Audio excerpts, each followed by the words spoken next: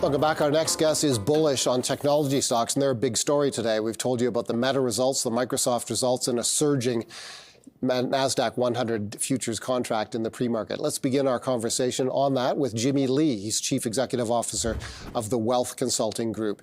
Jimmy, thanks a lot for joining us. You are bullish on these tech stocks, which are up in a big way today on some pretty strong numbers. Tell us why. Great to see you. Well, I think that some of these great names, such as ones that you've just described, are great buys on some of the discounts that we're seeing after the sell-off that we've had from tariffs. And so not necessarily across the board, but I would say that there's great opportunities in some of these companies that once the tariff situation resolves, will probably become market leaders once again.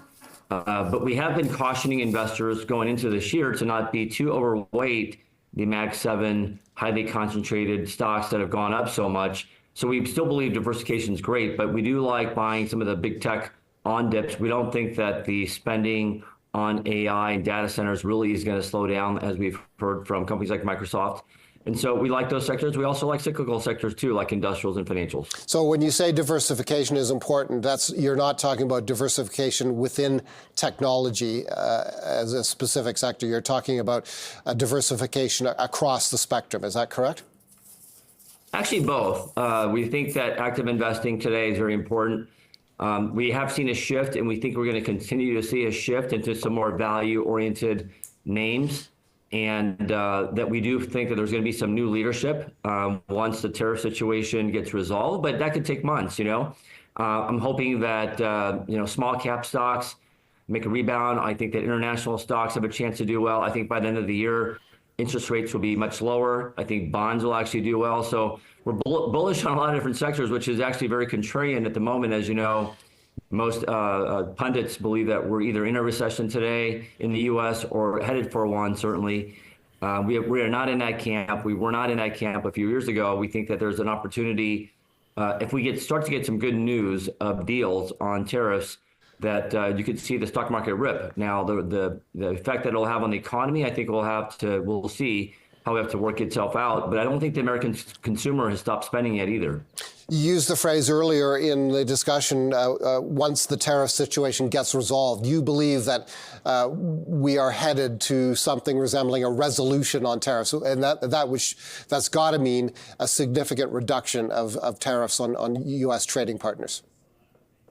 Absolutely, and for Canadians and Americans, I think it's important as strong trading partners that this situation gets resolved, and the hard rhetoric that you've seen come out of our politicians over the past days and months, that's negotiating, I think, and I think that us citizens out there and investors just need to understand that it's unsustainable, and that Canada, for example, and the U.S. will always be good trading partners. And so we'll get to some sort of a resolution, and I think that'll work for both sides.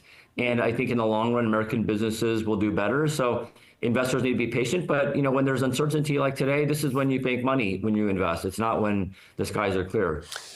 And you are not in the camp that the U.S. stock market is yesterday's story, that you are not in the camp that investors should be downsizing their exposure to U.S. stocks. I don't think so. I think if you look around the world and you look at the biggest companies in the world, why is it that our tech sector and some of these big names have gotten so big? And a lot of it has to do with capitalism, the rules here, the regulation.